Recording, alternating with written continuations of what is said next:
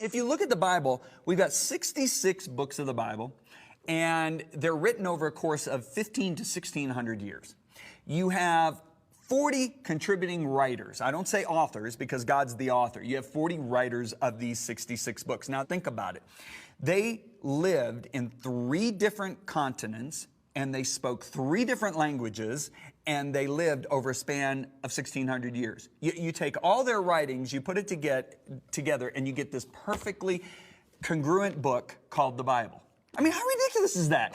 I mean, okay, go back 1600 years. We go back, we're right around 500 AD. Pick a guy and tell him to write a book, a chapter, right? Then go 100 years and go to a different country, a guy that speaks a different language, tell him to write another chapter.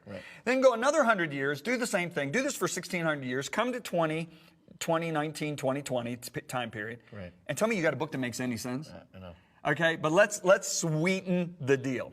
If you look at the Old Testament was written by several different writers living over the course of 1100 years. So they wrote this Old Testament, which is Genesis through Malachi, was written over 1100 years. We have several writers, correct? Now, these writers made predictions about the coming Messiah, Jesus Christ, okay? Predictions like he'd be born in Bethlehem, he'd be born of a virgin, he'd ride into Jerusalem on a donkey, he'd be betrayed by a friend, he'd be betrayed for 30 pieces of silver. That 30 pieces of silver, it's actually in the Old Testament, would buy a potter's field. I mean, on and on and on. There's 300 of these predictions in this Old Testament, okay?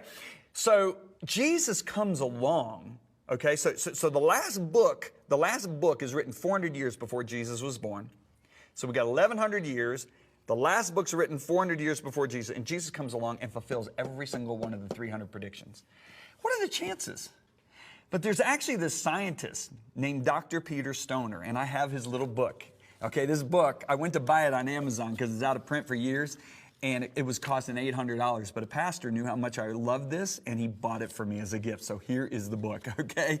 But this is a scientist who lived in the 20th century. And he said, what are the, and his expertise was probability, okay? So what do I mean by probability? Simple probability, if I've got a 5-gallon paint bucket and I got 9 white tennis balls and 1 yellow tennis ball, and I put them in there and I shake them all up and I blindfold you and I say, okay, pick out 1 ball, Scott. What the chances of you picking out the 1 yellow tennis ball is 1 in 10. Well, this guy's an expert on it, right? So he doesn't do this research alone. He gathers 600 science students from 12 different classes. And they go on this massive project to figure out what are the chances of any human being from the time of Jesus' birth to the end of the 20th century, 2,000 years. Any human being on earth could fulfill just 8 of those prophecies. Just 8. Okay? Now, they picked really simple ones, all right? Number 1, Christ to be born in Bethlehem. Micah writes that. Christ to be preceded by a messenger. Isaiah, in a totally different generation, writes that. Christ to enter Jerusalem on a donkey. Zechariah, in a completely different generation. Christ to be betrayed by a friend. Christ to be sold for 30 pieces of silver. The money is to be thrown into God's house. Christ to be silent before his accusers. Christ to be executed by crucifixion as a thief. That's the 8 prophecies they picked. And the crucifixion wasn't even a thing yet. I know, that's what's crazy. I know, there's some prophecies there that, I mean... They didn't even invent crucifixion until... So when this was written, it didn't even exist, right? So they go on hours and hours of research, study, doing all that they do, that these scientists do. And their results was actually studied by a third party. And that third party was the American National Scientific Council. And you know what the American National Scientific Council said? What they found was conservative. So what I'm about to share with you is conservative. They said the chances of any human being on earth from the time of Jesus till the end of the 20th century of fulfilling those 8 prophecies is 1 in 10 to the 17th power. Dr. Stoner said, let me make this palatable for the average man and woman. So he said, if you take a silver dollar, which is about that big, and if you have 10 to the 17th silver dollars, you have no place on earth to store them.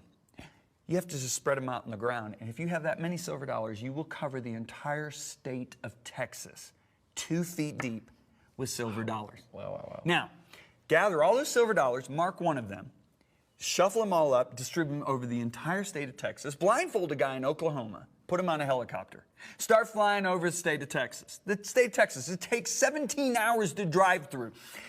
Fly over the state of Texas. At any time he says let down, the guy gets out. He's still blindfolded, right? He picks $1 silver. Chances of picking out that $1 silver is the chances that any human being could fulfill these 8 prophecies over 2,000 years. And Jesus didn't fulfill 8. He fulfilled all 300. Yeah.